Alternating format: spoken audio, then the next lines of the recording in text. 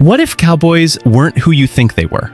What if the most famous Wild West legends were pure Hollywood fiction? Howdy, folks. Welcome to the Dusty Trail of Truth. We're not riding into the Hollywood version of the West today. Nope. We're pulling back the curtain on the real deal. And it's way messier, smaller, and stranger than the movies ever let on. From fake showdowns to fashion lies, today we're exposing 25 of the dumbest, most popular Wild West myths people still believe. If you're into truth bombs, historical takedowns, and a bit of dusty drama, hit that like button and subscribe so you don't miss out on more legends getting debunked. Myth number 1. Every cowboy wore a Stetson hat. You've seen the look 1,000 times. Big boots, leather vest, and that wide-brimmed Stetson hat riding low over squinting eyes.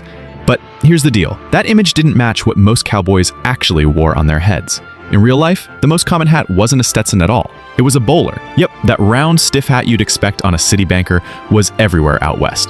Military caps, flat wool hats, and sombreros were also popular, especially with Mexican vaqueros. The original Stetson, which is the boss of the plains, was flat-crowned and had a simple, wide brim. It didn't even have that dramatic crease you see in the movies. That fancy design came later. Now, guess what? When the Stetson did finally become a thing, it was still one of many styles, not the only one. Cowboys picked their hats for sun protection and durability, not fashion. So why do we picture cowboys in Stetsons? Because showmen like Buffalo Bill wanted a clean, iconic look for their traveling Wild West shows. And once movies caught on to that silhouette, it stuck. Myth number 2. Cowboys were all tall, muscular heroes. Did you think all cowboys were 6 feet tall, barrel-chested, and ready to wrestle a bull with one hand? That's not even close. But wait a minute. Most working cowboys were short and slim, about 5'5" and maybe 130 pounds wet through. And that wasn't a problem. In fact, it helped. A lighter rider was better for the horse and could stay in the saddle longer without wearing the animal out. Cowboys spent their days riding, roping, and sleeping rough. A lean build meant more endurance, better balance, and less weight on those small, fast ponies. These weren't men built like gym rats. They were built like runners and jockeys. So why do we remember them as tall guys? No doubt, you have to blame casting directors. You see, Hollywood needed commanding screen presence, so they went for tall, broad actors. Then they slapped cowboy gear on them and gave us a myth. John Wayne? More like John Way. Myth number 3. Cowboys were all white Americans. If you go by the old westerns, you'd think every cowboy was a white guy named Buck or Billy. That's not how it was. After the Civil War, around 1 in 4 cowboys was black, many of them formerly enslaved men looking for work and freedom. And by the late 1800s, nearly a third of cowboys were Mexican vaqueros. These vaqueros actually invented a lot of the roping skills, gear, and even cowboy slang that Americans picked up later. Cowboy crews were a mix of backgrounds. Native Americans joined up. So did Chinese immigrants. It was one of the most diverse lines of work in the country. But early dime novels didn't care about that. Neither did Hollywood. They preferred clean, simple stories with white leads and everyone else as a background prop. So that classic cowboy image, it's not just inaccurate.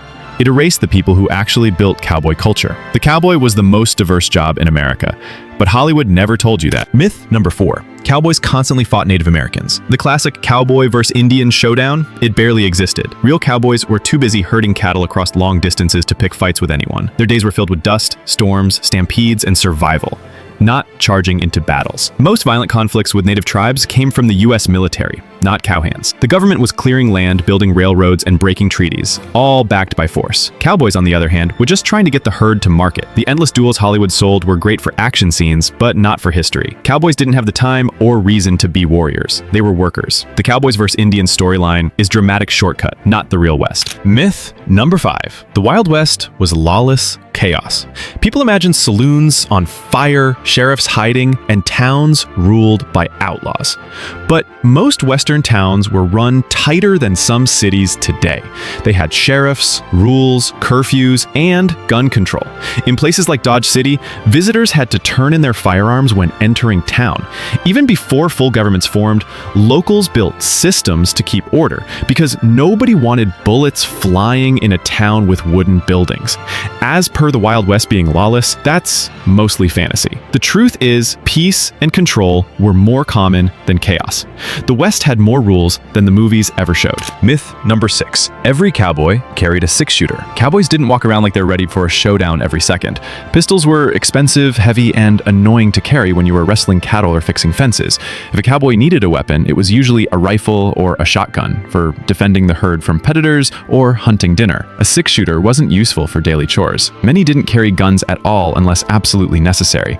What was more common on a cowboy's belt than a pistol? Try a hammer and some rope. Myth number 7. High noon duels were a daily thing. Two men stepping into the street, squinting under the sun, reaching for their holsters. Great scene, just not reality. Actual showdowns like that were almost non-existent. One of the few documented cases was the Hickok versus Tutt duel, and that was so rare, it became legendary just for happening. Most shootouts were messy. They happened in saloons, during drunken arguments, or as sudden ambushes. Nobody was waiting to draw. They were ducking, hiding, and shooting from behind barrels. They didn't draw. They ducked. Myth number 8. The gunfight at the OK Corral happened in the OK Corral. Here's one of Hollywood's greatest lies. That legendary 1881 shootout, it didn't even happen inside the OK Corral. It happened in a cramped alley next to it. The fight only lasted about 30 seconds. So it was not exactly a movie-length standoff.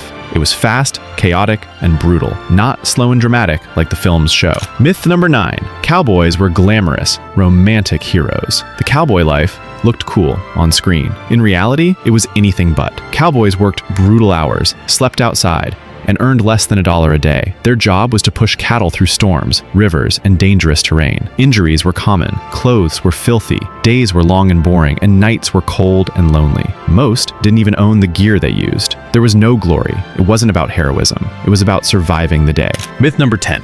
Cowboys always owned their horses. The idea of a cowboy and his loyal horse riding off into the sunset sounds perfect, and it is, for fiction. In truth, most cowboys rode ranch-owned horses assigned to them for the day. They didn't get to name them or bond with them. It was about function.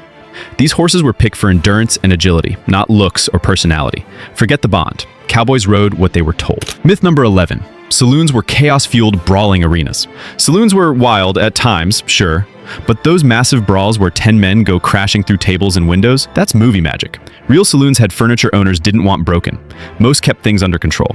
Some banned guns entirely. Others hired bouncers to stop trouble before it got expensive. Fights still happened, but they were fast, personal, and usually ended quickly. Flying chairs and bar smashes, all for the camera. Myth number 12. Women had no role in the West. Women weren't just background characters. They ran ranches, opened businesses, defended land, and some could outshoot most men. Annie Oakley didn't just perform, she dominated. Stagecoach Mary was 6 feet tall and carried a shotgun while delivering mail across Montana. Charlie Parkhurst drove stagecoaches and passed as a man for decades. Nearly a third of land claims under the Homestead Act came from women. So the West wasn't a boys' club. It was built by pioneers of every gender. Myth number 13. Outlaws like Jesse James were Robin Hood figures.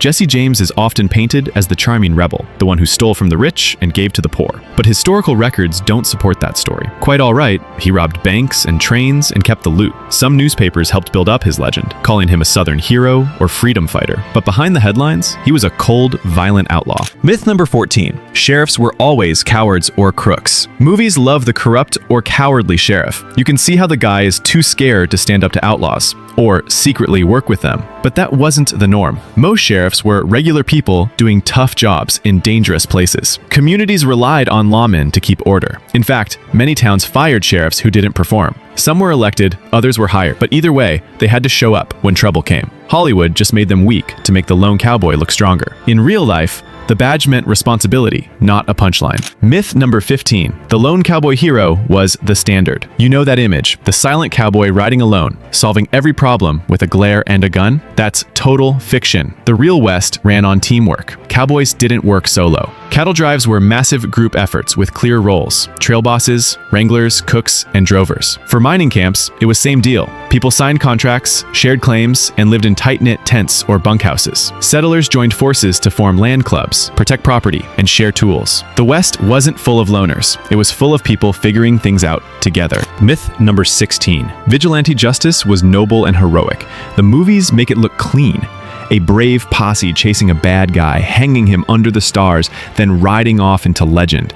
But the truth is messier and even darker. Vigilante groups formed when law enforcement was weak, but their justice wasn't always noble.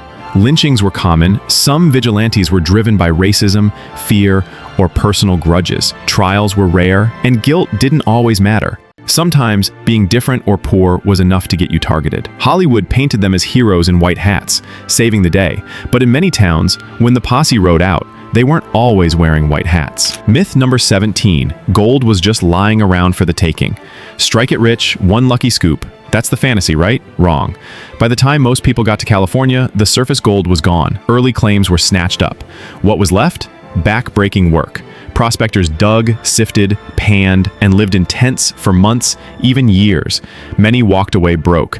You know who made the real money? The people selling shovels, tents, and food at triple the price. Myth number 18. Horses were the only way to travel. Everyone rode horses, all the time. That's the image. But again, that's wrong. By the late 1800s, the railroad had taken over. Steam engines could carry people and supplies across the country way faster than a saddle ever could. Before trains, stagecoaches moved mail, passengers, and money, usually with armed guards. Horseback riding was mostly for cowboys on the job, or people traveling short distances. Dumb fact number 19. Tumbleweeds are as American as apple pie. You've seen it. That dusty western road. Wind howling, a tumbleweed rolls by. Classic Western vibe. But here's the thing. Tumbleweeds aren't American at all. They came from Russia, specifically Russian thistle. It sneaked into the US in the 1870s through contaminated flaxseed. Early settlers didn't even know what it was. By the time Westerns were being filmed, these spiky plants had taken over. Dumb fact number 20. Native Americans were just savages. This one's not just wrong, it's dangerous. Hollywood turned Native people into one-dimensional villains.